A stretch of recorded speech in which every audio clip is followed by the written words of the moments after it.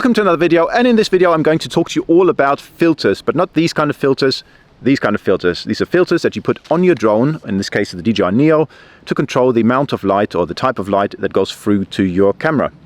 Now if you're completely new to the whole concept or to drones in general, this is the video for you because I'll explain exactly how they work, what they are and when you'd use them. But if you're more experienced and you're more interested just to see how that footage comparison looks like, I'm going to show you that footage right away, and then you can switch off afterwards if you want to. But for those of you that are new, have a look at the footage, see if you can spot any differences, see what you find more pleasing to your eyes, and then I'll talk to you afterwards. So I'm going to roll the footage now, and then I'll talk to you in a minute.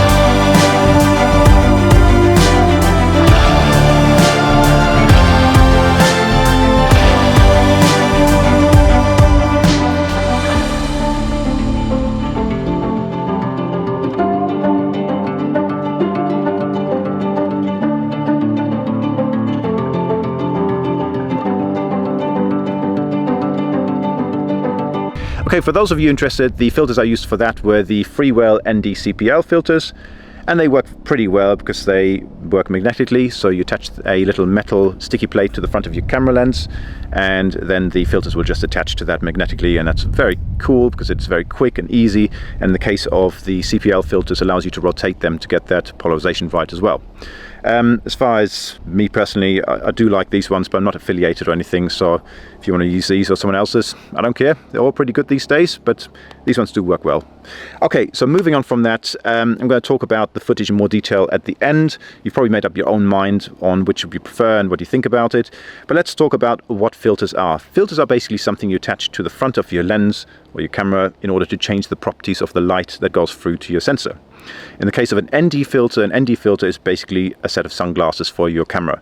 It reduces the amount of light that goes through to your sensor, but it doesn't change the properties in terms of the colors or contrast or anything like that. Now, the strength of an ND filter, or the amount of light that it reduces, is measured by a number after the ND. The higher the number, the more the light is reduced. So these numbers typically go from about ND2 up to ND 32,000 or beyond for something like welding glass. But for drones like this, we typically go from ND4 up to about ND 64, or the Freewell filters that I've been using go from ND 8 to ND 32. The higher the number, the more the light gets reduced. Now, reducing the amount of light or exposure to your sensor allows you to reduce the shutter speed. So why would you want to reduce your shutter speed? The reason we control shutter speed is really all with the perception of motion. Now, if you want to freeze motion, you want to use a very high shutter speed. That's if you have a moment of an object, like a ballerina jumping in the air or something like that. You want to freeze that motion and show off that particular moment in time. Now, at slower shutter speeds, motion gets blurred, and that conveys a sense of motion. That's to do with how our eyes perceive motion. As an example, I can do this. So if I take my hand, I'm currently filming at 30 frames per second and 1/60. And if I move my hand, I'm going to take the same shot at a higher shutter speed, about 10 times faster, and see what happens.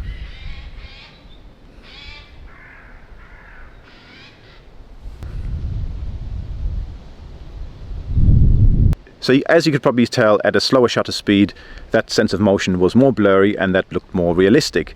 In photography, we do the same sort of thing where we use very slow shutter speeds to convey a sense of motion in things like waterfalls or moving water, using more than 1, 3, 10, 30-second exposures. Okay, so how do we translate this into videography and drones? In videography, we use something called the 180 rule. And the 180 rule basically comes from the old rotating shutters, which rotate.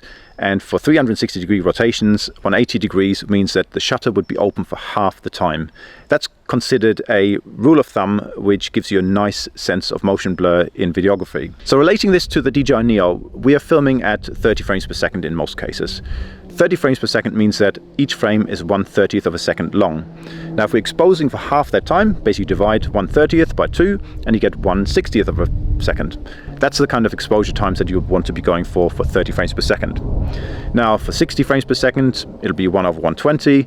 For 120, it'll be 1/240, and so on. It's very simple. You just double the frame rate and put a 1 over it. I guess that's how you do it. You're not actually doubling the frame rate, but yeah, that's how we work it out. Now, at this point, it's really important to mention that it's not worth getting too hung up about getting this spot on. People talk about, oh, you've got to get that frame rate just right, 1/60. Well, you don't. It's for the Dji Neo, a little camera like that, and the kind of things we do. If it's a 1/80, 1/100, you really won't tell the difference.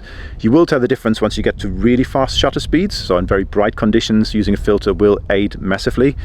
But it's not worth splitting hairs over a few tenths of a second shutter speed. Okay, so why do I want motion blur in my drone footage? Well, if I'm doing fast-paced flying, if I'm doing proximity flying close to things, all that sort of good stuff, motion blur will just make that look more dramatic, more realistic, and just more actiony, and that's what we want. If I'm flying very high, very slow, far away from objects, really motion blur is not going to make any difference. So it's important to distinguish between that and manage your expectations to what that's going to gain you. But if you're flying close and fast to things, and if you look at this sort of footage I took in these apple orchards, that motion blur just makes a massive, massive difference to how that footage comes across. So setting your exposure for an ND filter, there are a few different ways you can do this. You can do it using formulas, you can do it using apps like photo pills or tables, which will correlate your ND filter versus shutter speeds and so on. Or you can just use your judgment. So typically what I do on a sunny day like today, I'd use a 32 or 64. If it's overcast, maybe a 16. And if it's the end of the day and it's starting to get a bit darker, an ND8 and so on. I wouldn't use an ND32 at the end of the day when it's starting to get dark or whatever. Okay, so quickly talking about CPL filters, circular polarizing filters. These Freewell filters I've been using are basically ND filters and CPLs in one. A CPL filter will take the polarized nature of light and reduce things like glare on surfaces like windows, on water surfaces and so on. It can also add a bit more contrast to things like cloud textures and those sort of things. That is particularly useful if you're flying over water and you're trying to show off what's under the water and you want to take the glare off the surface of the water, or in this case if you're trying to improve the quality of the sky and the clouds and those sort of things. Now with CPLs you need to rotate the lens in order to get that polarization right, in order to reduce the glare that you take an image of. So that's something you just need to do by trial and error before you take off. Rotate the lens until you get glare reduced, and then you can take off. So taking it back to the Dji Neo and whether you want to use filters with this little drone. I'm going to break this up into a few pros and cons in using filters, and I'll start with the pros because there are quite a few of them. Now, first of all, it does add motion blur, and motion blur can make fast-paced footage just look so much more tasty. It's definitely worth doing, and if you do FPV in particular and you're flying close to things, a bit of extra motion blur just transforms your footage to be a lot better. Now, another pro with these ND CPL filters is that it does seem to reduce the amount of glare from the sun in some shots as well. That doesn't always seem to work particularly well, but I've had a few shots where that sun was just a lot less distractive when I was shooting into the sun, and that's something you don't really want to do with this little drone anyway. But when I did, the CPL filter made that a little bit more manageable and a bit nicer to look at. An unexpected advantage in using these filters was actually when I was flying close proximity, flying through that apple orchard. I actually found it easier to control the drone with filters and motion blur than without it. And I think that's just because it's less distracting having motion blur down the sides, and it keeps your vision in the distance, which is really what you want to do when you're flying close to things. You don't want to be distracted by things that's next to you. You want to keep your attention on what's in the distance. Now, looking at the cons in using these filters, the sky sort of cast or hue was a bit different. It seemed a different shade of blue. That's not a massive problem with a little drone like the Neo, where it's not really so much about realism, and you could probably correct that in Premiere afterwards anyway, so it's not a massive issue, but something worth noting. Another disadvantage I found was that in some conditions, especially in tricky light, the shadows appear to be a little bit crushed and pretty much information lost in some clips that I did. That could be down to my settings and how I flew it and how I set it at the time, but in my opinion there just seemed to be some cases where maybe not using a filter would have been beneficial. Another downside with these filters is that they do make the whole camera stick out quite a bit more, in particular these Freewell ones, which are quite thick. I don't know what the other retaining systems are like, but that will mean that this front section, the camera section, is a bit more prone to damage. Now, there is a plus side, and that's the fact that the filter itself will probably protect the glass or the glass front of the camera itself, but because it'll still take the brunt force of it, probably the entire gimbal will be moved off its rubber retainers, and then that gimbal is just going to be dangling around. This is what happened to me when I crash tested this, and I've had a few reports of other people having the same sort of issue in crashes as well. I mean, this is something's going to have to give, and it's not unexpected that the gimbal will fall off if you crash this into something, but yeah, it's just something worth bearing in mind. Okay, so really quickly wrapping this up then, is it worth getting filters for the Dji Neo? Well, if you're doing fast-paced flying, FPV flying, proximity, all that sort of good stuff, it's absolutely worth getting it, because that motion blur just adds so much more drama and so much more interest to your footage. So it's definitely worth getting it for that. If you're just using this with the mobile phone controller or AI controls, just doing an orbit around you, little selfies, those kind of things, then it's not really worth it. It's not going to make any difference to your footage. You're not going to have any advantage, and because you're not going to have any control of your shutter speed in those kind of control methods, it doesn't make any difference anyway. But for all other instances, especially because a set of filters is only about $20, £20, it's worth just getting them just to have a play with it and enjoy the whole concept of using filters. Additionally, the CPL function of these, I did quite like the way it controlled the sun a little bit more, because this drone does struggle with harsh highlights, and it did seem to help a little bit with controlling those. So I'm quite pleased with how that came out. But yeah, that's pretty much all I've got to say about it. Hope you found this useful and maybe educational for once, rather than me just crashing things. Until the next time, happy flying, stay safe, and I'll be crashing things again very soon. Bye bye.